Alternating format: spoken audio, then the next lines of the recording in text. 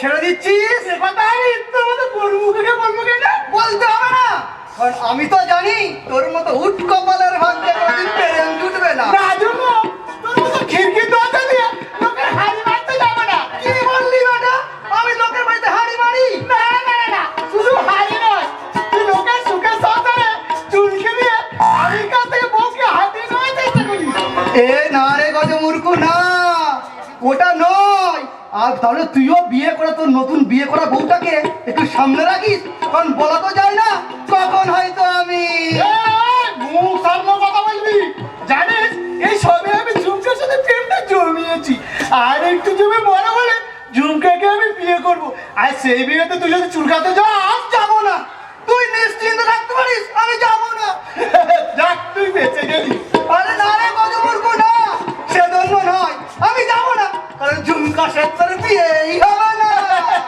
তুই আমাকে হাসালি, তুই যতই চুলকে দেওয়ার চেষ্টা করিস ঝুমকা আমার বউ হবে। কুল দিয়েছে, একেবারে কুল দিয়েছে।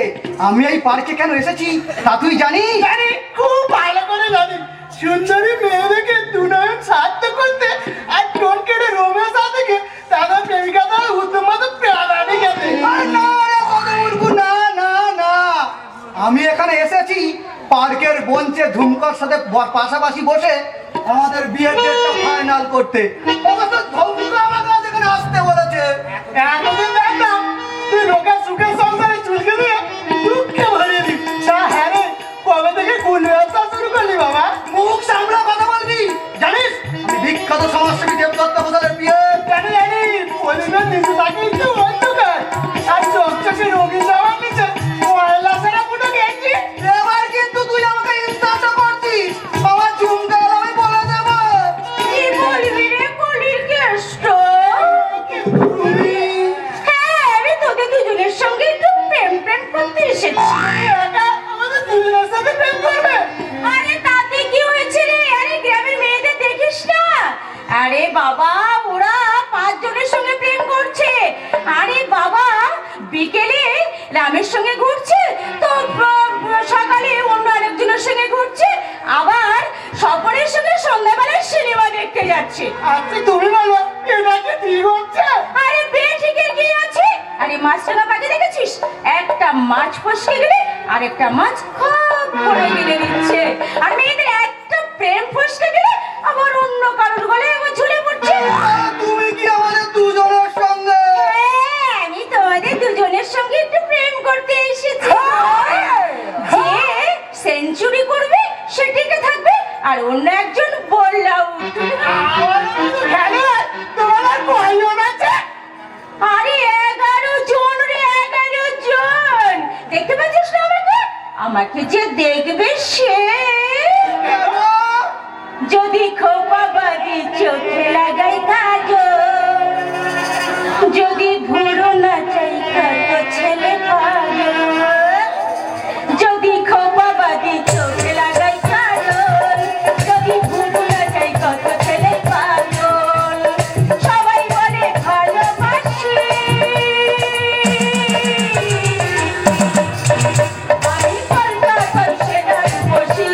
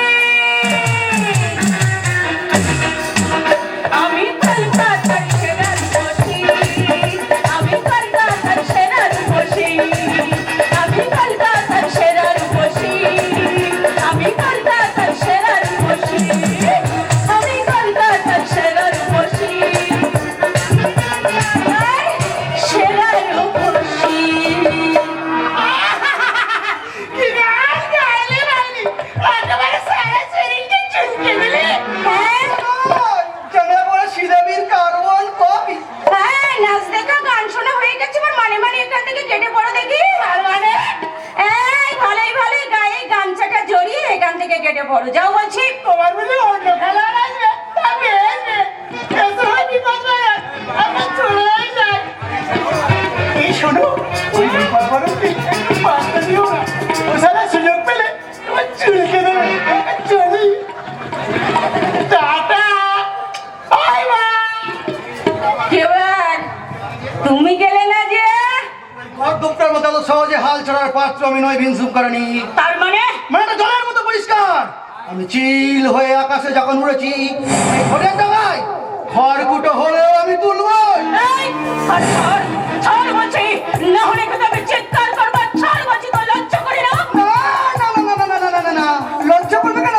ওই 11 জনের সঙ্গে প্রেম করতে তোমার যদি লজ্জা করে, তাহলে আমারই বা লজ্জা করবে কেন? বিপদ বরণ। হ্যাঁ, বিপদকে তুমি বরণ করো সুন্দরী। এখন এসো, পার করে ওই নির্জন জায়গায় বুঝিয়ে দেবো তোমার ওই আসল বিপদটা কি।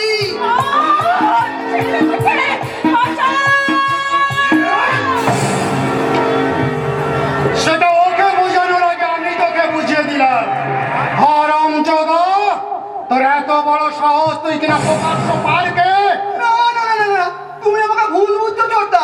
আমি এখন শুধু দিদিমণির সঙ্গে একটু ইয়ার্কি করছিলাম। তাই নাকি? তাহলে আয়, আমি ওই ইয়ার্কি মেরে তোর মুখের ভূগোল আর জীবনের ইতিহাসটা পাল্টে দিই। না, থাক, তোমাকে এত কষ্ট করতে হবে না। আমি নিজেই বরং এখান থেকে চলে যাচ্ছি। তুমি বরং ওই দিদিমণির সঙ্গে গল্প করে মনটা একটু ফ্রেশ করে নাও। চলি ছোটদি, চলি ছোটদা, টাটা।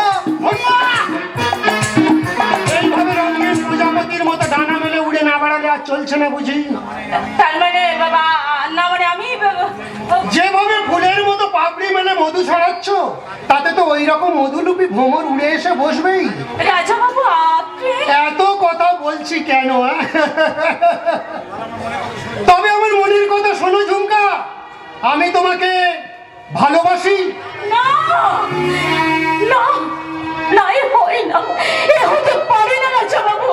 কেন কেন হতে পারে না ঝুমকা? আমি কি তোমার এতই অযোগ্য? না রাজা বাবু, না, অযোগ্য আপনি নন, অযোগ্য আমি। কারণ বৃন্দ থেকে ঝরে পড়া ফুলে কখনো দেবতার পুজো হয় না রাজা বাবু। সেই ঝরা ফুল আমি সাদরে আমার বুকে তুলে নেব। না, আমার বুক ভরা ভালোবাসায় আমি মুছিয়ে দেব তার সমস্ত মলিনতা। না, আমার অকুণ্ঠ ভালোবাসায় সেই ঝরা ফুল আবার মেলে দেবে তার সরোজ সতেজ কমল পাপড়ি। না, না, না রাজা বাবু, না। বাস্তবে যা কোনোদিন সম্ভব নয়, তাকে স্বপ্ন দেখাচ্ছে অপরাধ রাজা বাবু। বড় আমাদের মতো মেয়েদেরকে শুধু ঘৃণা করুন রাজা বাবু, কারণ আমাদের মতো মেয়েদের সেটাই হবে জীবনে। বড় পুরস্কার রাজা বাবু, বড় পুরস্কার।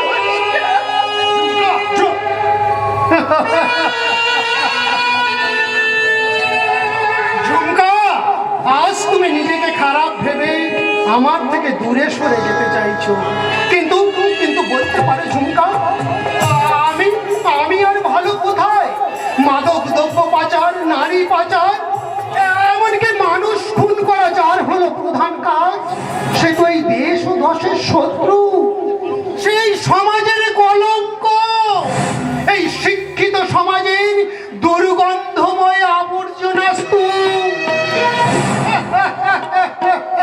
কি ব্যাপার রাধা বাবু, আপনি পার্কে দাঁড়িয়ে ওভাবে পাগলের মতো হাসছেন কেন? দূর, আমার কথা বাদ দিয়ে বলুন, আপনি হঠাৎ এই পার্কে কি একটা বিশেষ প্রয়োজনে এখানে আসতে বাধ্য হলাম। তাই নাকি? তা সেই বিশেষ প্রয়োজনটা কি জানতে পারি? যদি কিছু মনে না করেন, একটা কথা আপনাকে জিজ্ঞাসা করব। নিঃসন্দেহে জিজ্ঞাসা করতে পারেন। আচ্ছা রাজা বাবু, একজন ধনী শিল্পপতি প্রখ্যাত সমাজসেবীর ছেলে আপনি, অর্থের অভাব আপনার নেই, আরে ওই নোংরা কাজের চাকরিটা আপনি নিলেন কেন? আবির বাবু, ওই একই প্রশ্ন যদি আমি আপনাকে করি, তাহলে কি উত্তর দেবেন আপনি? রাজা বাবু, অনেক জ্বালা যন্ত্রণা বুকে নিয়ে আমি স্টপ স্টপ আবির বাবু স্টপ। আপনার এই উত্তরটা আমি আপনাকেই ফেরত দিলাম। রাজা বাবু, ইয়েস, আমি রাজা, আমি লেখাপড়া শিখেছি। এই শিক্ষিত সমাজে হাসিতে খুশিতে দিন কাটাবো, এটাই ছিল আমার স্বপ্ন। কিন্তু কোন এক অদৃশ্যর কালো হাত আমাকে টেনে নিক্ষেপ করলো এই অন্ধকার কূপে। ব্যাস, আমি ভালো থেকে হয়ে গেলাম খারাপ। বিশিষ্ট সমাজ সেবকের ছেলে আজ সমাজের চোখে শত্রু, চরম শত্রু। রাজা বাবু, জীবন অঙ্কটাকে জানি না মেলাতে গিয়ে কি পেলাম, আমি কি পেলাম। জীবন অঙ্কটাকে জানি না মেলাতে গিয়ে কি পেলাম, আমি কি পেলাম। ভরে গেলাম শূন্য দিয়ে, ভরে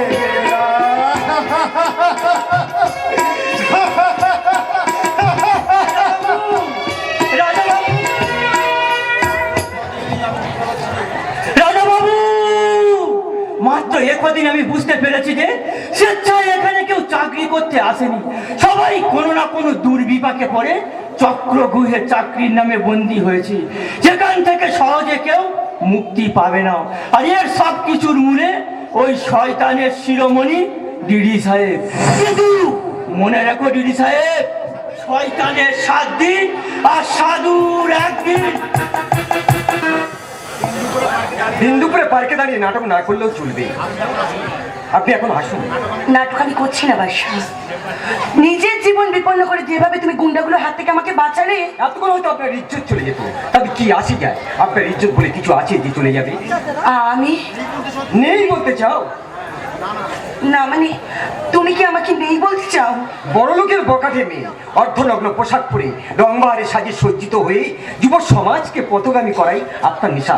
তাই আপনার কৃতজ্ঞতার আমার কোনো প্রয়োজন নেই। দয়া করে আপনি আসুন। বাদশা, কিন্তু আমি বড় লোকের বকাটে মেয়ে অর্ধনগ্ন পোশাক পরে রংবাহারে সাজে সজ্জিত হয়ে যুব সমাজকে পথগামী করাই আপনার নেশা। তাই আপনার কৃতজ্ঞতার আমার কোনো প্রয়োজন নেই।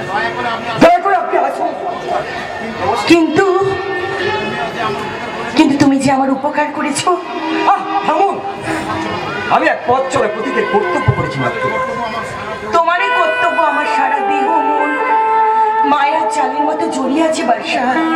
আপনি কি জানেন আমি মুসলমানের ছেলে? আমি কিন্তু বাজার ঘুরে সদা করতে আসিনি বাদশা। তাই তো সংকীর্ণ জাতি ধর্ম কোনো হিসেব আমি করবো। অন্তরের চাওয়া পাওয়াই হচ্ছে মানুষের প্রকৃত ভালোবাসা। আর সেই পবিত্র ভালোবাসার দান ওই ব্যবসার দাঁড়িপাল্লায় কখনো হয় না বাদশা, হতে পারে না। তবু আমি অনুরোধ করছি আপনি এখান থেকে চলে যান। আপনি বিখ্যাত সমাজসেবীর মেয়ে, আপনি এখানে বেশিক্ষণ থাকলে আপনার সম্মান নষ্ট হবে, এমনকি আপনার অনেক ক্ষতি হয়ে যাবে, তাই না বাদশা? বেশ, তোমার কথার মর্যাদা রাখতে আমি এখান থেকে চলেই যাচ্ছি। তবে যাওয়ার সময় একটা কথা তোমাকে বলে যাচ্ছি, জীবনে কখনো কোনোদিন কারোর উপকারের ঋণ আমি কখনো স্বীকার করিনি। কিন্তু